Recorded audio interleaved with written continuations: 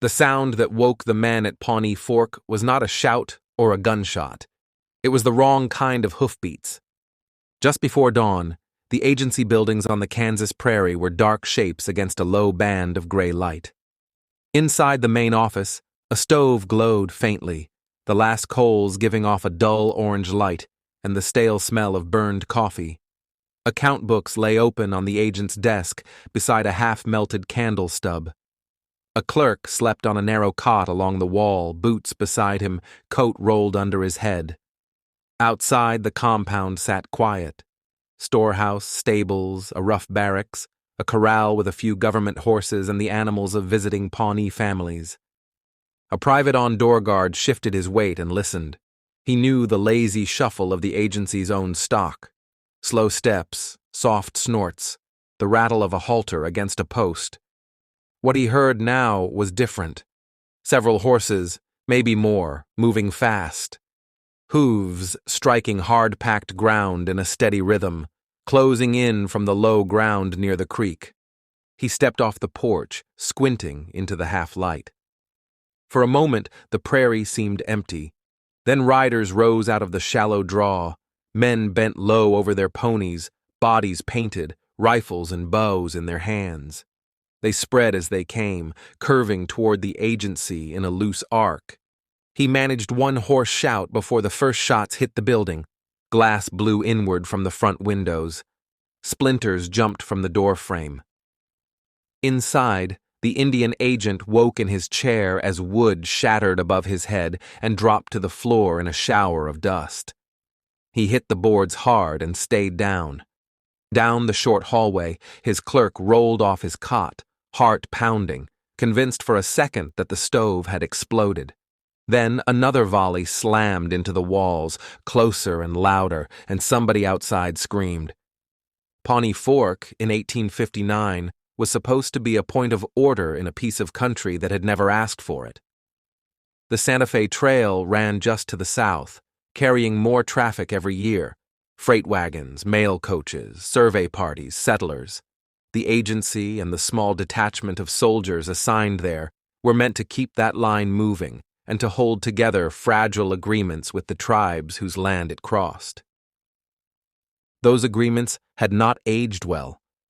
Federal officials had promised protection and regular annuity payments in exchange for land and safe passage. Goods would come on schedule. Hunting grounds would be respected. On paper, the language was clear. On the ground, wagons wandered where they pleased, deliveries came late or short, and patrols arrived after the damage was done. Raids on stock and wagons brought retaliation. Retaliation brought more raids. Everyone had something to complain about, and everyone brought those complaints to the same low wooden buildings at Pawnee Fork. In the months before the attack, the tone of those councils changed. Delegations came in with fewer greetings and more hard questions.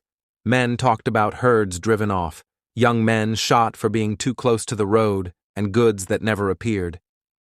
The agent repeated what orders he had, wrote his reports in careful lines, and watched the air in the council room grow heavier each time.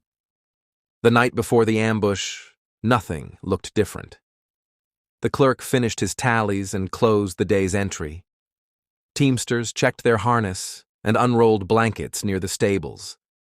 The sergeant in charge of the garrison walked the fence line with a lantern, hearing only wind and the creak of leather. There had been incidents along the trail, but no one in uniform truly believed the agency itself was a target. Out here, men told themselves that the trouble lived somewhere else. The first volley ripped through that belief. The private on guard dropped behind the porch rail and fumbled a cartridge into his musket with hands that shook so hard he almost spilled the powder. A bullet smacked into the post a few inches from his face, showering him with splinters. On the far side of the yard, one of the troopers bolted from the barracks toward the storehouse. He understood immediately what the raiders would want: horses, ammunition, food. If they took those, the post would be useless. The attacking party moved with speed and purpose. They rode in close, fired, then veered away, using wagons, haystacks, and the corners of buildings for cover. Some slid from their saddles and shot from the ground. Months of unanswered complaints had hardened into a decision. If words inside the office could not change anything, then hitting the agency itself might.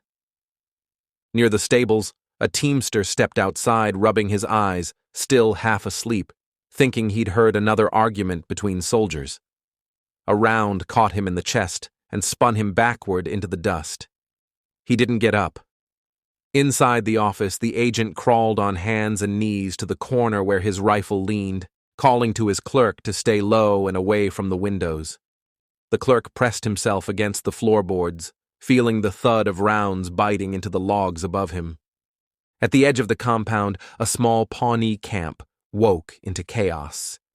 A few families had come in to trade the day before, pitching their lodges near a bend in the creek, within sight of the agency flag.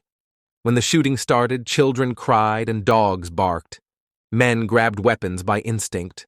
Some fired toward the attackers, not because they felt particular loyalty to the agency's staff, but because their own families stood between the riders and open ground. For them, the lines of allegiance were tangled. They had signed treaties and moved when told. They relied on the agency for rations that came late and light. Now, on a cold morning, they found themselves in the middle of a fight aimed at the system that had changed their lives. It did not matter which line of which document carried their names. What mattered was the direction of the bullets. The yard turned into a tight battlefield. Horses screamed when they were hit. A barrel tipped and spilled flour into the dirt. Smoke from black powder curled around the buildings, mixing with dust and the sharp metallic smell that follows close-range gunfire. The sergeant shouted men into positions behind stacked crates and the low stone foundation of the storehouse. One soldier kept a steady rhythm at a window until a shot punched through the frame and tore into his upper arm, knocking him backward. He bit down on a curse and tried to sit up while his sleeve turned red. The raiders pressed in until they were close enough to hear the shouted commands in the yard. Then, as quickly as they had closed, they shifted their pattern. A few broke toward the herd, cutting loose horses and driving them out through a gap in the fence. Others grabbed whatever sacks and boxes they could reach from the outer edge of the storehouse wall.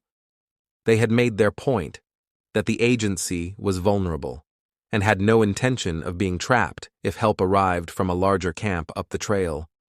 The fight was over in less than half an hour. It felt much longer to the men inside the compound. The last shots faded, replaced by the groans of the wounded and the restless shifting of terrified animals.